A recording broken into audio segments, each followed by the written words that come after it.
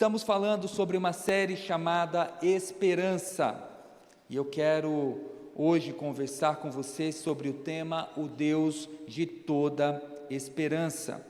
O texto que nós iremos ler e estudar, inclusive já foi lido pela ministra Damaris, que encontra-se em Romanos capítulo 15, versículo 13. Romanos capítulo 15, versículo 13.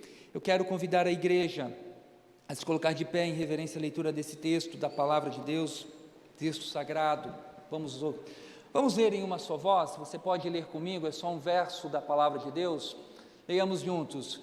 Que o Deus da esperança os encha de toda alegria e paz, por sua confiança nele, para que vocês transbordem de esperança pelo poder do Espírito Santo. Romanos 15, 13. É bom citar a referência, para guardarmos, no nosso coração. Vamos orar? Pai, essa palavra que acabamos de ler em uma só voz, é uma palavra inspirada pelo Teu Santo Espírito. Nós precisamos que o Teu Santo Espírito ilumine a nossa mente para compreendermos esta palavra santa, pois a Tua palavra se discerne espiritualmente. Ajuda-nos, ó Pai, a compreender qual é a Tua vontade para este tempo que se chama hoje, e que essa palavra, que é viva e eficaz, esteja já promovendo em cada coração a transformação e a edificação necessária para a honra e para a glória do nome de Jesus Cristo. Amém. Podeis assentar. A esperança é mais que um sentimento. A esperança é uma certeza, uma convicção firme de que aquilo que se espera irá se concretizar. A esperança não é um sentimento, é a certeza, é uma convicção. Partindo dessa afirmação, onde iremos falar sobre o Deus de toda a esperança, poderíamos iniciar perguntando: quanto você estaria atribuindo um preço para a sua esperança? Se você fosse precificar a esperança, qual seria o valor que você iria colocar sobre a sua esperança? A sua esperança teria um valor alto, um valor médio ou um valor irrisório? Qual seria o valor da sua esperança? Talvez no ato de precificar a sua esperança, você possa precificá-la com um valor equivocado. A esperança que você irá precificar pode ter um valor errado. Para ficar mais fácil para te ajudar a precificar a sua esperança, quanto seria o valor da esperança tua para uma cura de uma doença? Se você fosse dar um valor a essa esperança que você será curado, que você será agraciado com um tratamento, com uma oração, com um milagre de Deus, qual seria o valor que você colocaria agora? Colocaria um valor baixo? Colocaria um valor muito alto? Dependendo do valor que você agregar a essa esperança tua, você será conduzido por ela, e você poderá, no momento da crise, se apegar firmemente a esta esperança, porque ela tem um alto valor, ou no momento da provocação, quando você não está vendo o resultado, você pode substituir esta esperança por uma nova esperança. Assim acontece usando o próprio exemplo da saúde. A sua esperança está depositada em um tratamento. Você segue todas as orientações médicas, porque você entendeu que ao seguir aquele passo a passo, após tantas sessões de quimioterapia, radioterapia, você será curado. Então a sua esperança está em obedecer aquele processo. Conversando com um colega pastor, aonde ele estava realizando um tratamento na sua saúde para combater um câncer, ele, como pastor, como um homem de Deus, como um profissional também da área da saúde, ele falou: pastor Fernando, quando eu soube da notícia, eu fiquei abalado. E quando os médicos me revelaram o tratamento, eu fiquei abalado. E eu geralmente atendo na minha clínica os meus clientes, os meus pacientes, quando eles estão passando por um momento como esse que eu estou vivendo, eu digo para eles o seguinte: olhe com esperança, para que esse tratamento seja eficaz. Aquele pastor, naquele momento, ele viu que a esperança dele estava abalada. Mas, no meio do caminho, a sua esperança foi reativada, porque ele começou a ter uma nova disposição mental e espiritual. De maneira que aquele tratamento, que no começo estava sendo um sofrimento, tornou-se, a partir da metade do tratamento, algo benéfico para ele, tanto que a cura dele ocorreu praticamente quase que antes do término de todas as sessões de quimioterapia. Mas digamos que se esse pastor ou você está no meio de um processo de saúde, a sua esperança está naquele processo, como esteve esse colega pastor depositando a sua esperança. De repente você descobre um outro tipo de tratamento, comprovadamente mais eficaz. Você mudaria de tratamento? Provavelmente sim. Porque agora a sua esperança não é mais naquele tratamento, mas num outro tipo de tratamento que vai dar para você a possibilidade de cura. Porque essas perguntas, elas são importantes no ato da introdução dessa mensagem.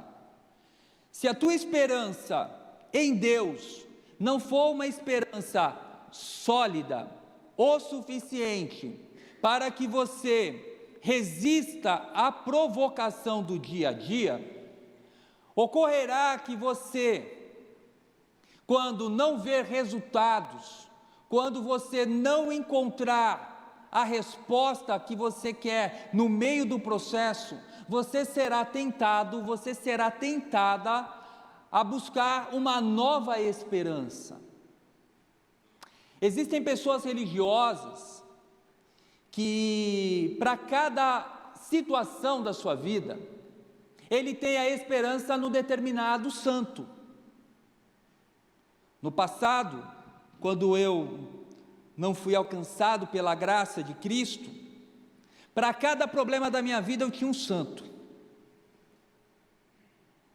Eu queria ter uma vitória em um determinado ponto, eu recorria àquele santo.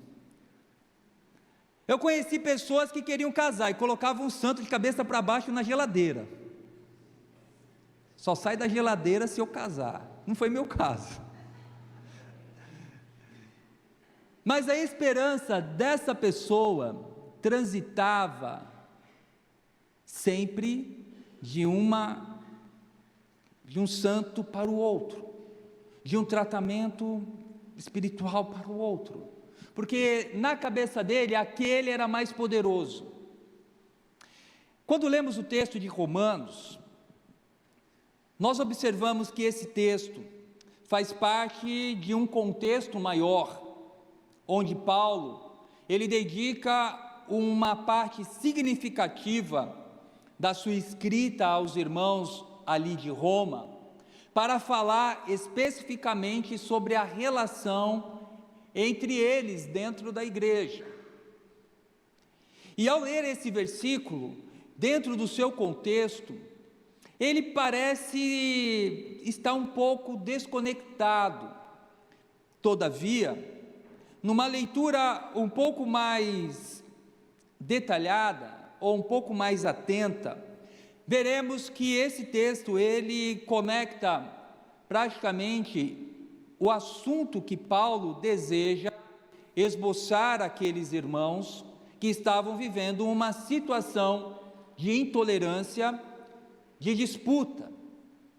Se a nossa esperança, ela é algo que é abalada pelas situações da vida, e se ela não está firmada de uma maneira sólida em Deus, nós seremos propensos a encarar as dificuldades da vida sem esperança.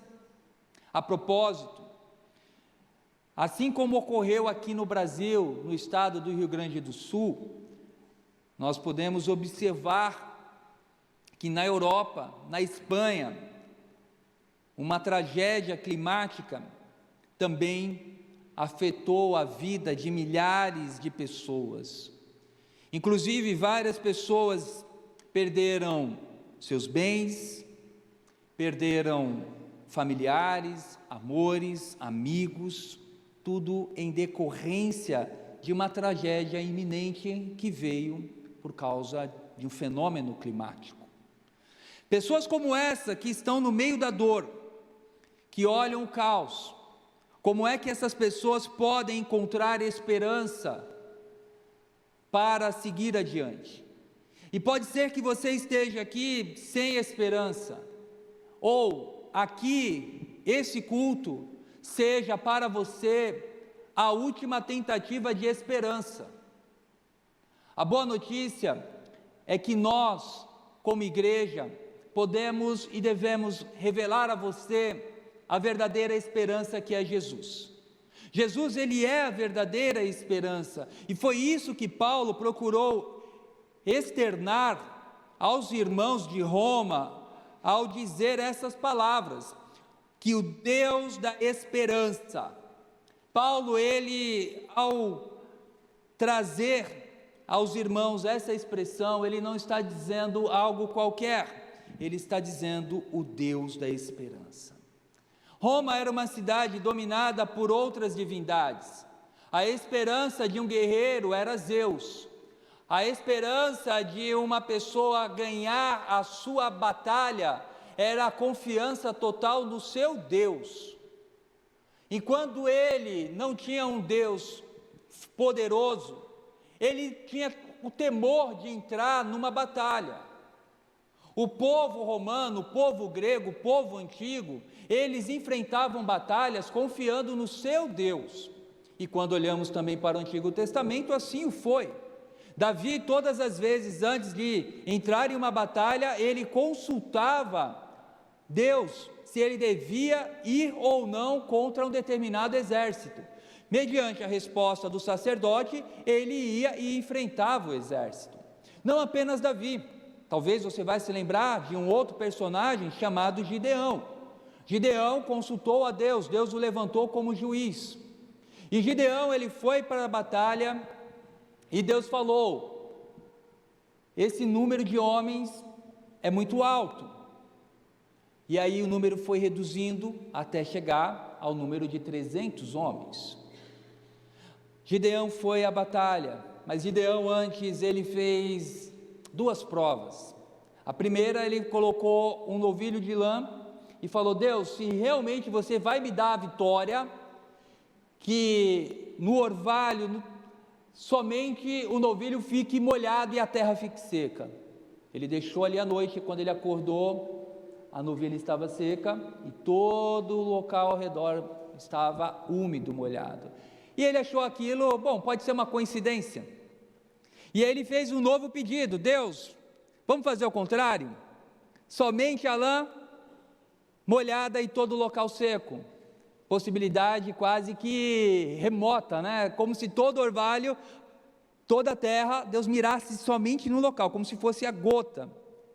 E ali, somente a lã ficou molhada.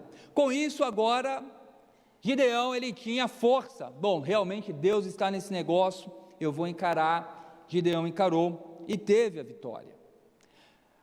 Roma rodeada por deuses, deuses de guerra, deuses de festa, deuses de sabedoria, influências diversas, ao ponto de Paulo, quando ele vai para aquela região, ele vai falar: vejo que vocês são muito idólatras. Ele está ali na região de Creta, no Areópago, ele vai falar, inclusive no caminho eu encontrei ao Deus desconhecido um altar. Tamanha era a adoração desse povo, que eles tinham até um altar para o Deus desconhecido. E se você quer saber mais sobre a história desse Deus desconhecido, tem um livro chamado Fator Melquisedeque, e ali narra a história de como foi construído esse altar para o Deus desconhecido. É nesse cenário de vários deuses poderosos para a sociedade, que o Evangelho de Jesus chegou. O Evangelho de Jesus chegou, e quando ele chegou, começou a promover transformação. A transformação de um homem que era um idólatra, uma pessoa agressiva, numa pessoa amorosa.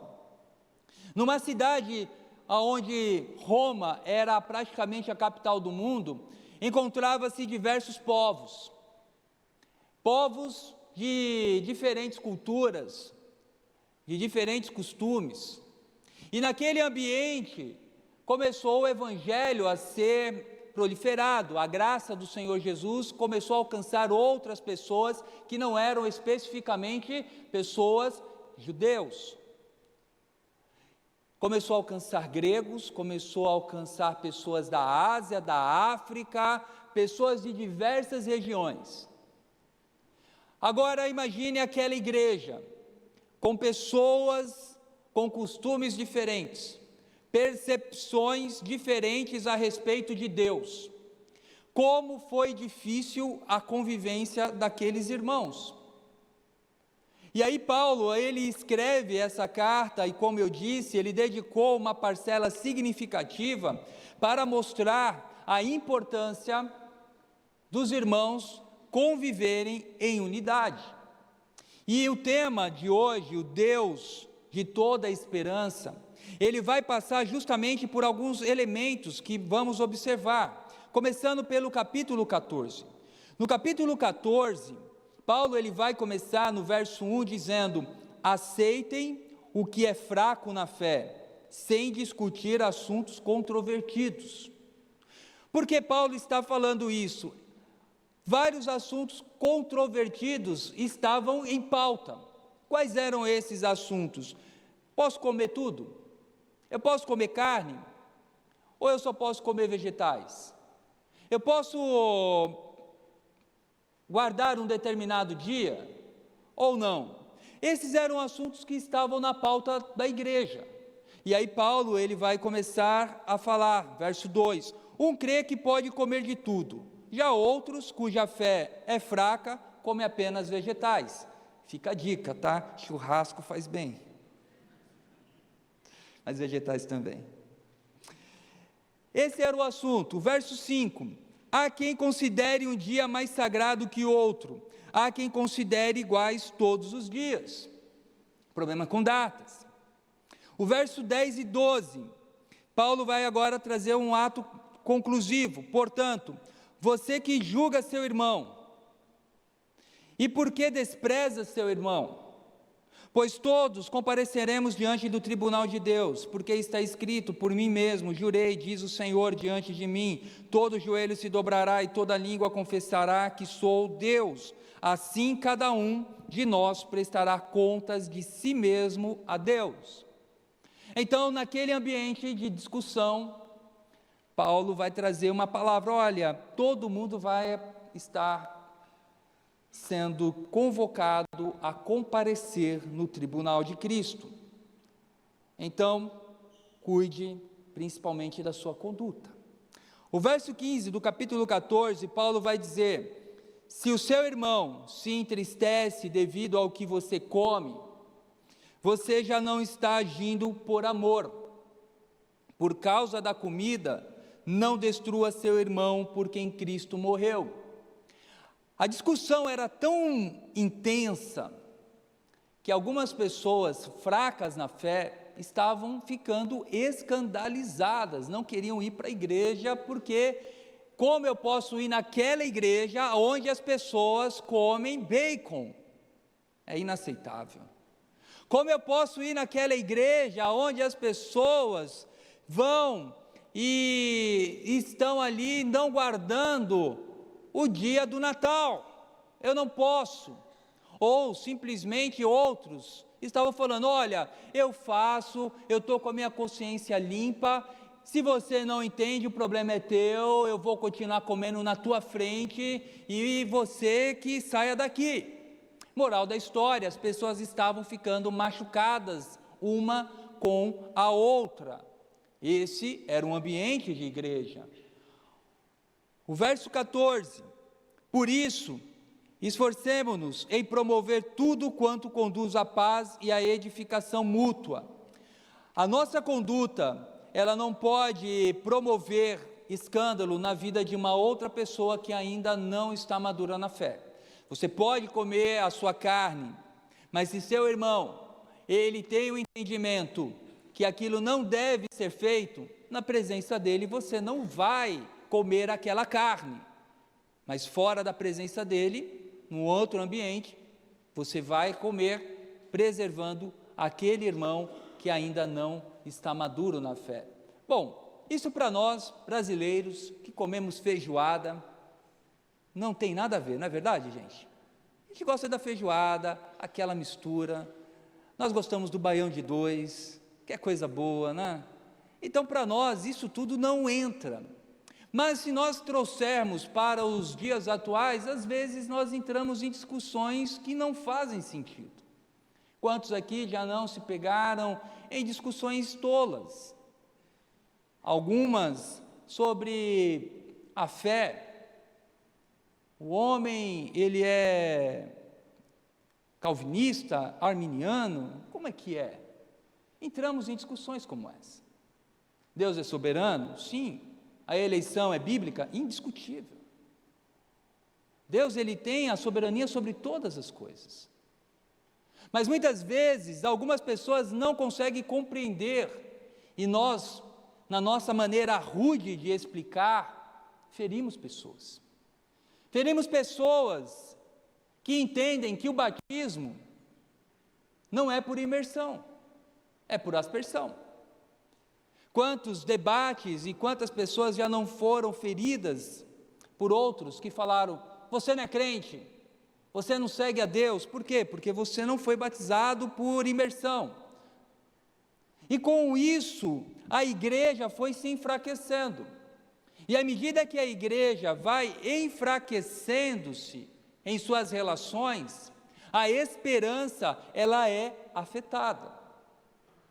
E agora no capítulo 15, nós iremos encontrar justamente os elementos que vão chegar ao ápice da onde Paulo fala no versículo 13. A primeira lição que nós podemos destacar é que o Deus de toda esperança é para todos. O Deus de toda esperança é para todos. Naquela igreja, algumas pessoas estavam dizendo: o Deus que morreu na cruz é para os judeus. Não. O Deus que morreu para nos salvar é o Deus que simplesmente aceita a adoração daqueles que são circuncidados, que não comem carne de porco que guardam o sábado. Um local onde há disputa, a esperança é enfraquecida. Porque a sua esperança, quando você está aguardando em Cristo e outra pessoa te ataca, naquele mesmo local, a sua esperança começa a ficar sendo diminuída, a ponto de você não querer avançar. O versículo 1 e 3 do capítulo 15 vai dizer: nós que somos fortes. Paulo, ele se dirige a um grupo, porque dentro da igreja, novamente, pessoas que já estão na fé há 10 anos, pessoas que estão na fé há um mês, há um dia, há uma hora, e pessoas que podem estar há 10 anos na igreja, mas são fracos na fé. Não é por tempo de igreja que uma pessoa se torna maduro na fé, mas pela sua intimidade com Deus, pela sua convivência e caminhada com Cristo, é que fará com que você se torne uma pessoa madura. Então, nós encontramos na igreja pessoas que são imaturas, mesmo estando há mais de 10 anos como membro da igreja, batizado, e nós encontramos pessoas que estão há meses na igreja, seguindo a Cristo, e já tem uma maturidade para alguns assuntos que aquela pessoa que está mais tempo não tem. Paulo agora ele se dirige a esse grupo, dizendo: nós que somos fortes, devemos suportar as fraquezas dos fracos. A ideia de suportar é literalmente quando você coloca um peso, uma escora, e tem algo em cima de você. Suportar não é algo agradável, é algo que gera desconforto, incômodo, irrita. Eu tenho que suportar aquela pergunta, suporte. Eu vou ensinar, ensine. Eu vou ter que perdoar, perdoe. Eu vou ter que instruir, instrua. Quantas vezes? Quantas vezes for necessário. Sabe você, minha irmã, que ensina seu filho pequeno: filho, não deixe a toalha molhada em cima da cama? Seria tão bom, né? A primeira vez falou e o filho aprendesse, né? Aí ele acaba vendo o pai deixando na cama, mas o pai deixa, né? Então, por que eu vou tirar?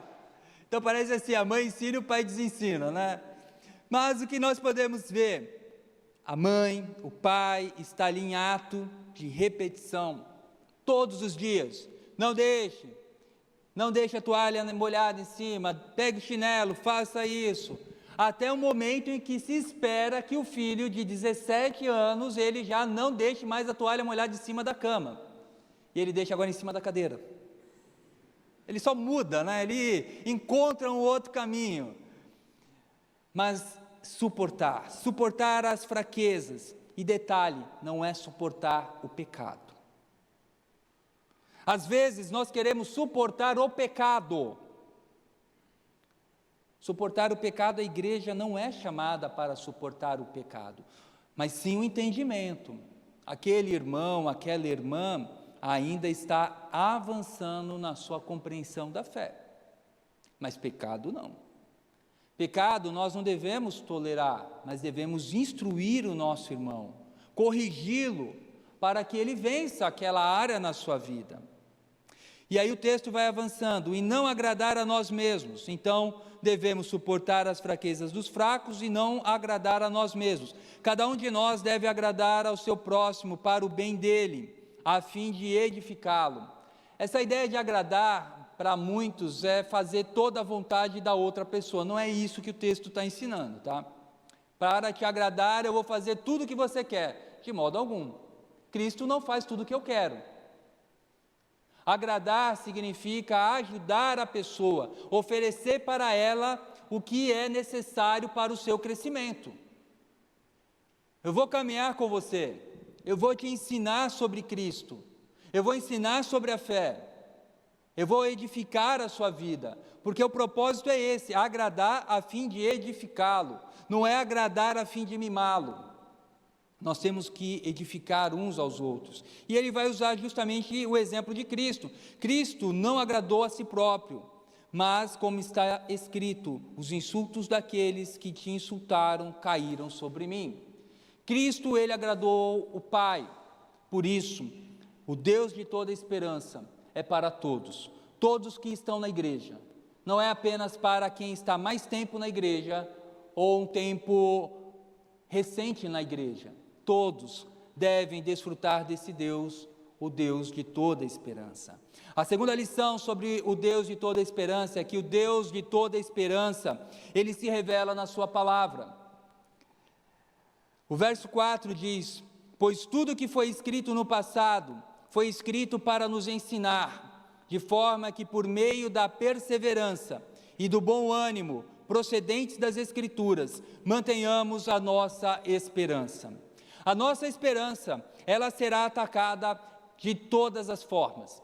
Será atacada por demônios, ataques espirituais do inferno, para que você não tenha esperança em Deus. Esse é o Deus que você crê? Vai vir em forma de zombaria.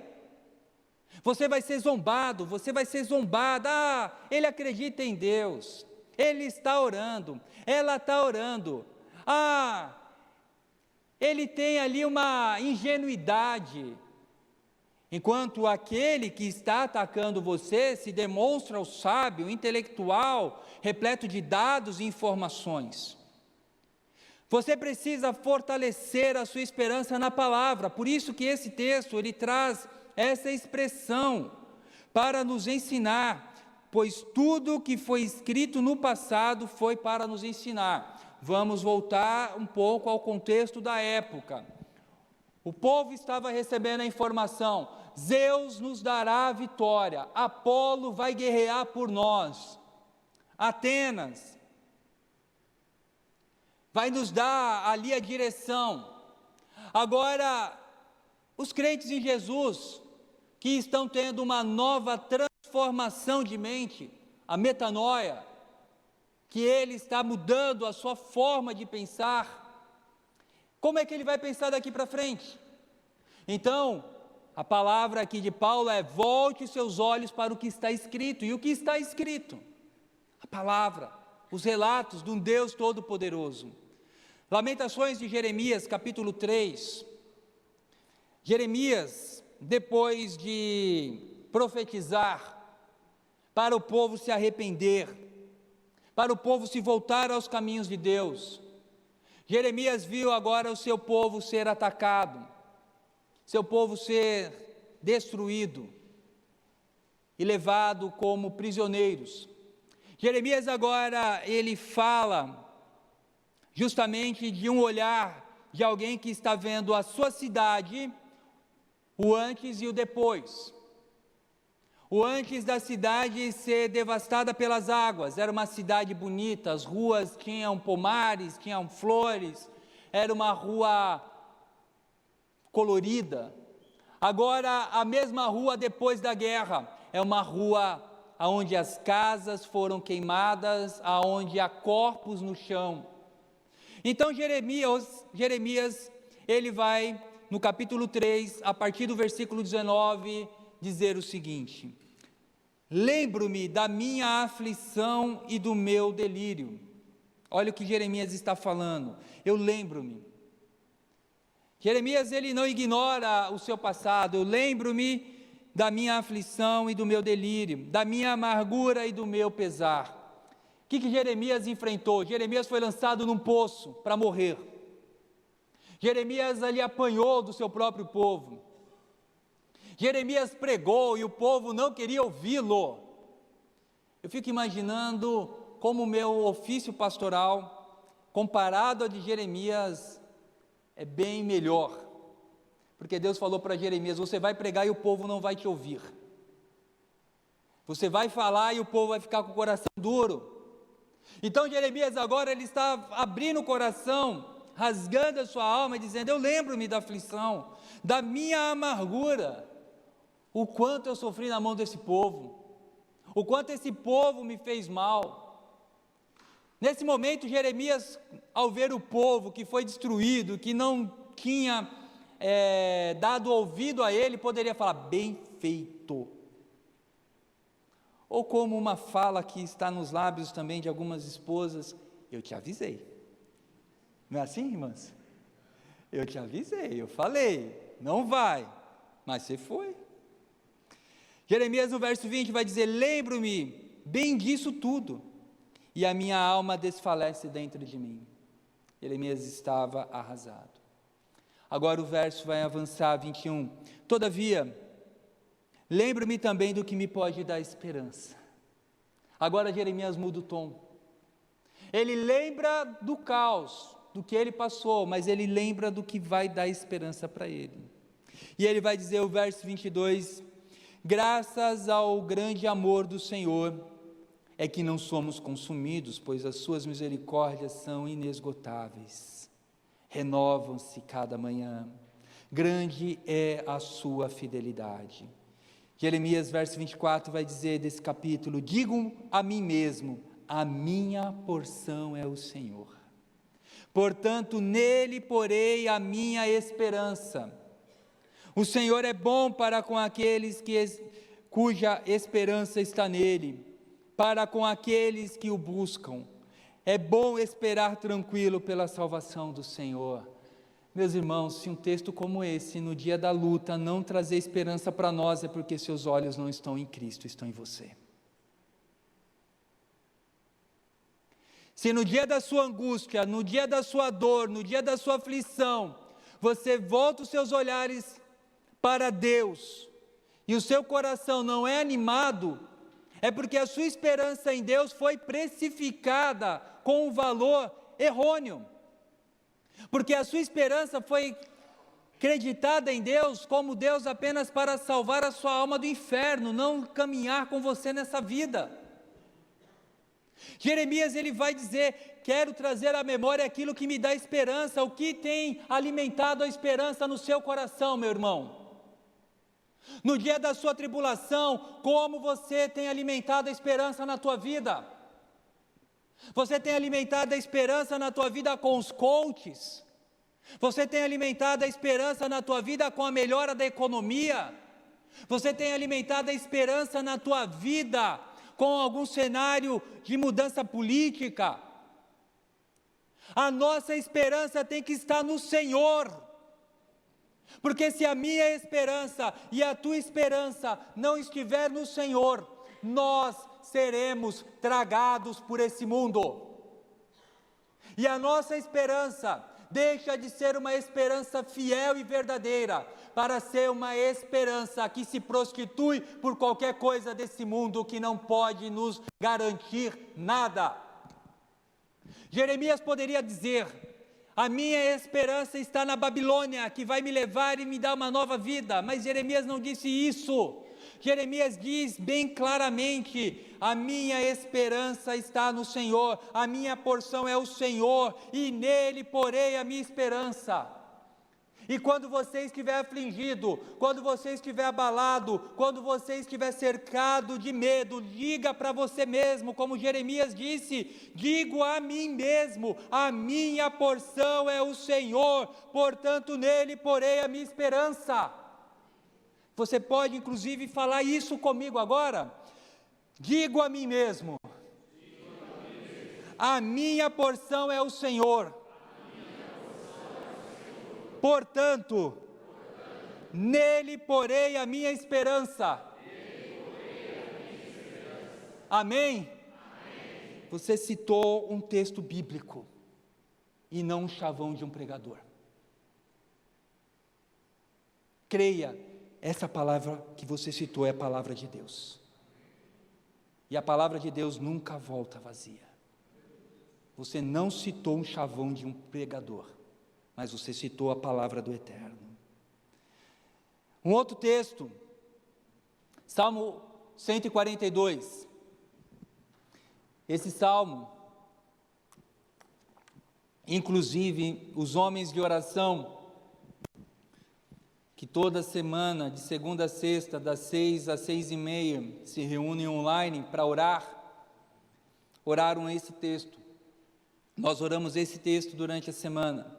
Salmo 142 diz assim: em alta voz clamo ao Senhor, Ele é a minha voz, Ele, a minha voz ao Senhor, suplicando misericórdia.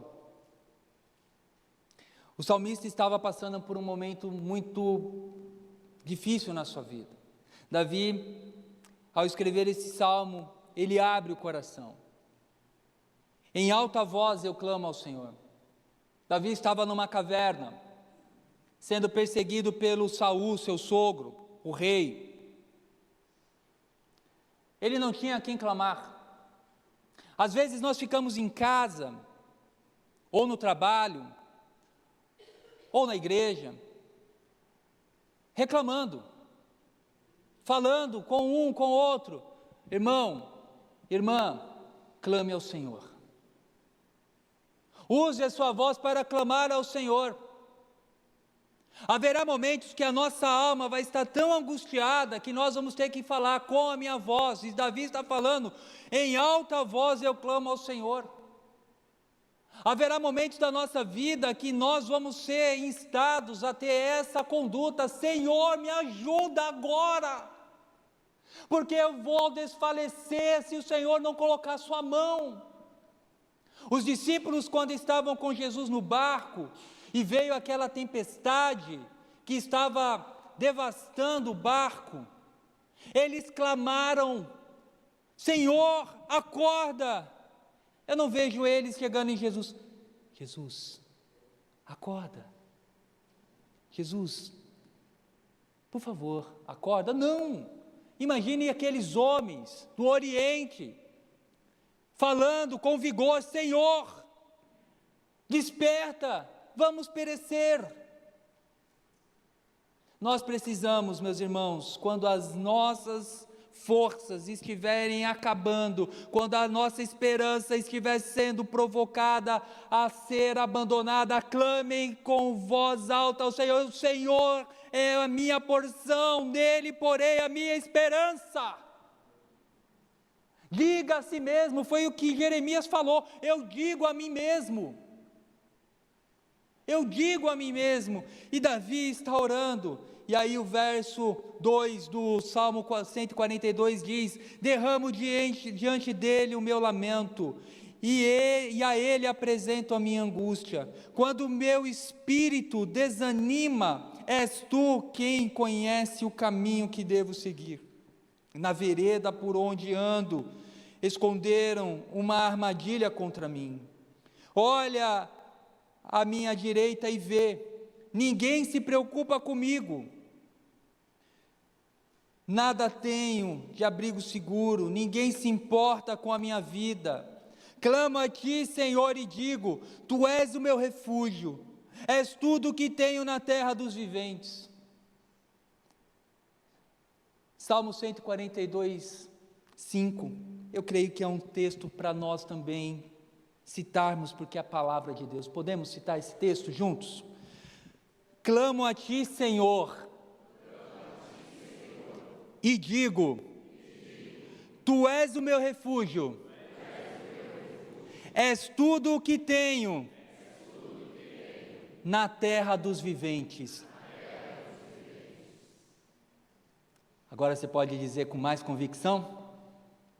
Juntos? Clamo a ti, Senhor, e digo, tu és o meu refúgio, és tudo o que tenho na terra, dos viventes. Imagine você citar essa verdade para você quando o dia da ira, da angústia bater na tua porta. Davi vai dizer, dá atenção ao meu clamor, pois estou muito abatido. Livra-me dos que me perseguem, pois são mais fortes do que eu. Liberta-me da prisão e renderei graças ao teu nome. Então os justos se reunirão à minha volta por causa da tua bondade para comigo. Que salmo de esperança bendita para nós, não é? Então, quando você estiver num momento de angústia, lembre-se, clame, diga, tu és o meu refúgio, és tudo que tenho na terra dos viventes. Cite a palavra de Deus. Cite a palavra de Deus. O Deus de toda esperança se revela nessa palavra. Então imagine você enfrentar agora uma batalha, sendo perseguido pelo exército romano e você falando: Senhor é tudo que eu tenho na terra dos viventes. Eu não preciso de Roma, eu não preciso de nada. O Deus de toda esperança, Ele nos concede perseverança e ânimo. Ele é para todos, Ele se revela em sua palavra, por isso que você precisa guardar a palavra de Deus no seu coração, para não pecar contra Ele. Esse Deus que se revela a nós, Ele nos dá ânimo e perseverança, porque Ele sabe muito bem que a nossa esperança, quando ela passa por momentos de adversidade, ela acaba sofrendo, e nós podemos perder a esperança, ao ponto de até mesmo blasfemar contra Deus. O verso 5 e 6 vai dizer desse texto do capítulo 15 de Romanos: o Deus que concede perseverança e ânimo, deles um espírito de unidade, segundo Cristo Jesus, para que com um só coração, uma só voz, vocês glorifiquem ao Deus e Pai de nosso Senhor Jesus Cristo. Ânimo, perseverança. A esperança, ela derruba os muros, as barreiras culturais, religiosas, familiares, afetivas, para se tornar num só coração e numa só voz. A igreja em Roma estava sendo dividida. Eu sou do grupo tal, eu sou do grupo Y, eu sou do grupo Z. E a esperança daquela igreja estava sendo fragmentada. E Deus está dizendo para aqueles irmãos: perseverem, perseverem. Porque depois nós encontramos o que? Roma, o Império Romano perseguindo a igreja, caçando os nossos irmãos como animais. Os nossos irmãos foram mortos, assassinados, viraram tochas humanas espalhadas pela cidade depois do incêndio de Roma, que provavelmente foi Nero que colocou incêndio, ateou fogo em Roma. Os nossos irmãos agora são caçados, são torturados, são lançados no Coliseu para entretenimento. Imagine você tendo seu filho lançado no Coliseu para agradar uma plateia a custo de pão e circo. Como é que você ficaria com a sua esperança? Imagine o seu cônjuge sendo preso, a sua esposa, as vestes dela sendo rasgadas, ela ficando nua em praça pública. Como você ficaria? Como você ficaria vendo seus pais sendo amarrados numa estaca, sendo jogado óleo nele e eles sendo mortos de uma maneira cruel, queimados vivos? Você ficaria contente? A sua esperança em Deus, como ficaria? Eu tenho esperança em Deus. Eu tenho esperança que Deus fará algo grandioso. Deus vai apagar o fogo. Deus, Ele vai fechar a boca do leão. Deus, Ele fez isso na história. Deus fez isso quando homens de Deus foram lançados numa fornalha. O fogo não queimou eles. Deus preservou um homem quando foi lançado numa cova cheia de leões. Mas há situações que Deus não vai impedir o fogo de nos queimar, nem dos leões de nos atacar. E quando isso acontecer na tua vida, a sua esperança vai estar onde? Aonde vai estar a sua fé? É nesse momento que, se a sua fé, a sua esperança não estiver em Cristo, você não vai conseguir resistir. Porque esse mundo, ele vai fazer de tudo para tirar a nossa esperança. Como diz o hino, esse mundo jamais poderá me afastar das promessas celestiais que eu vou desfrutar. Minha firme esperança está no meu Salvador. Céu, lindo céu. Vou morar no lindo céu.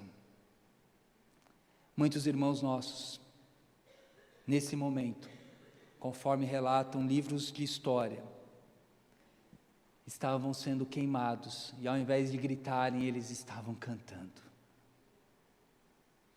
Ao invés de olharem para as bestas feras e gritarem de medo, eles estavam louvando a Deus e orando. Por quê? Porque a esperança deles não era uma esperança apenas para esse tempo. Assim, quero concluir perguntando para você, que tem olhado e depositado a sua esperança apenas nesse mundo. A esperança tua é de um emprego, é de um casamento, é de uma casa, mas isso tudo vai ficar. A nossa esperança, ela tem que estar em Cristo. Somente a nossa confiança em Cristo nos dará a base para enfrentarmos as lutas. A sua esperança não é apenas de que você vai conseguir algo melhor amanhã, mas a sua esperança é de que o seu nome está no livro da vida e que nada nem ninguém pode arrancar de lá o seu nome escrito pelo sangue do Cordeiro. A sua esperança tem que estar num Deus que te ama, não nesse mundo que pode tirar de você o seu nome e qualquer outra coisa, até mesmo a sua vida. Se a tua esperança está em Cristo, você pode passar por lutas, e você talvez esteja passando por lutas, mas essas lutas não vão definir você. Essas lutas não vão fazer com que você se torne uma pessoa desprezível, pelo contrário, as lutas vão mostrar o quanto você é uma pessoa amável e uma pessoa que crê no Salvador. Eu não sei onde está a sua esperança. Eu comecei a mensagem falando sobre precificação. E talvez a sua precificação para a esperança tua é a cura, é o emprego, é a restauração no casamento. E esse é um preço muito baixo, porque o que Deus quer dar para você de esperança é muito maior. A esperança que Deus quer nos oferecer por intermédio de Cristo é a vida eterna. É algo que esse mundo não pode nos dar. Esse corpo, ele já está fadado à sua falência. E tudo que eu posso ter construído até aqui vai ficar. Mas a esperança em Cristo é como Jó falou: eu sei que o meu Redentor vive e Ele vai me libertar, vai me resgatar ali da sepultura. Se a sua esperança não é Jesus, a sua esperança é uma esperança falha. Mas isso também não quer dizer que você, como um crente, que crê em Jesus, não é abalado. Nós passamos por abalos. Davi era um homem de Deus e ele foi abalado. Olha, eu estou cercado, eu não sei o que fazer. E ele falava com Deus: Senhor, intervenha. A esperança nos faz clamar: Deus, a sua palavra me revela essa verdade, o Senhor interviu, intervenha. Opere na minha vida, opere na minha causa, faça um milagre, Senhor. Mas enquanto o milagre não vem, eu vou continuar aguardando no Deus da minha salvação.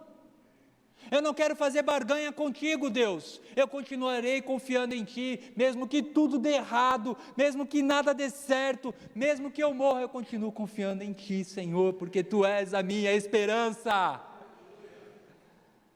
A minha esperança é Jesus. Assim eu concluo perguntando para você: a sua esperança é Jesus?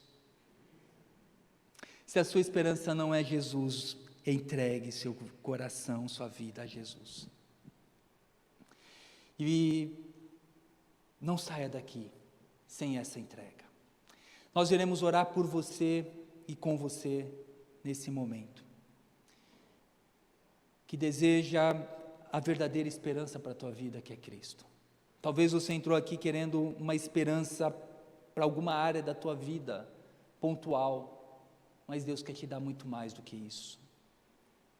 Se você ainda não entregou sua vida a Jesus, entregue sua vida a Jesus. Arrependa-se dos seus pecados. Confesse que Jesus Cristo é o Senhor e Salvador. Creia que Ele ama você, que Ele se entregou naquela cruz por você. Creia que a obra naquela cruz é uma obra poderosa para fazer com que você, eu, nós, pudéssemos ter muito mais do que esse mundo possa nos oferecer. O diabo ofereceu para Cristo, na tentação no deserto, riquezas, reinos, o desafiou para transformar pedra em pães, a se lançar do pináculo.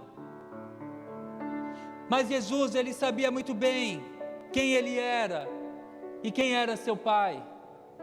O diabo vai continuar oferecendo para você distrações, mas somente Deus pode dar para você bênção. O diabo faz trocas, somente Deus abençoa. O diabo ele vai trocar a sua saúde por uma carreira. O diabo vai querer trocar a sua harmonia na sua casa por mais dinheiro. Mas somente Deus abençoa a vida, e quando Deus nos abençoa, Deus não faz troca. Deus não quer fazer uma troca com você hoje. Deus quer te abençoar. E a prova que Deus quer abençoar a tua vida é Jesus. Mas esta é uma escolha tua. Essa igreja não pode fazer por você. Eu não posso fazer por você. Ninguém. Sua mãe, seu pai, seu cônjuge, seu filho, ninguém. É você. E nós queremos orar com você, que deseja fazer essa entrega. Eu quero entregar a minha vida a Jesus. Eu quero que a minha esperança seja Jesus. E se esse é o desejo do seu coração, nós estamos orando por você agora. E eu quero também dizer-lhe, um dia, Deus usou uma vida para fazer esse mesmo convite para o meu coração. E eu louvo a Deus por essa vida. Assim, eu pergunto a você, amigo, amiga, você gostaria de entregar sua vida a Jesus nessa manhã? Arrependendo-se do seu pecado? Se você deseja fazer essa entrega, nós iremos orar com você e por você. E por isso, eu peço apenas que você se identifique erguendo uma das mãos, para saber com quem iremos orar. Há alguém entre nós que gostaria de entregar a sua vida a Jesus? Iremos orar com você, mas é uma escolha tua. Deus te abençoe. Há mais alguém? Não tenha vergonha. Eu sei que há uma luta espiritual. O diabo não vai querer, demônios não vão querer que você tome essa decisão. Você, pela sua natureza pecaminosa, não vai querer. Por isso, igreja, esteja orando, para que Deus quebre essas correntes. Há mais alguém entre nós que gostaria de render sua vida a Jesus?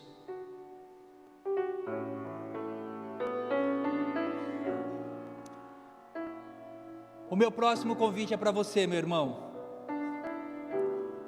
que deixou de crer no Deus de toda a esperança, e agora você tem depositado esperança tua em outros locais. Está depressivo, está chato, está chata, porque isso vai embrutecendo a gente. Mas hoje você quer fazer como Davi, hoje você quer fazer como Jeremias, você quer dizer a si mesmo: a minha porção é o Senhor, portanto nele porei a minha esperança. Se você colocou a sua esperança no lugar errado, e hoje você quer reorganizar a sua vida, colocando a sua esperança em Cristo, nós iremos orar por você, porque Deus te trouxe aqui, para que você saia com a sua esperança alinhada à palavra, ao Deus de toda esperança. E se você quer firmar esse compromisso hoje, você vai ficar em pé, e nós iremos orar por você.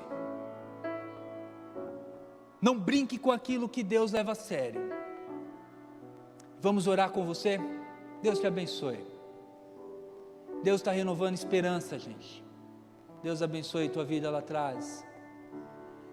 Não deixe seu ego dizer para você, não, está tudo certo. Não, tem coisas que não estão certo não, tem que mudar. Deus abençoe. Deus abençoe, Deus te abençoe. Deus te abençoe.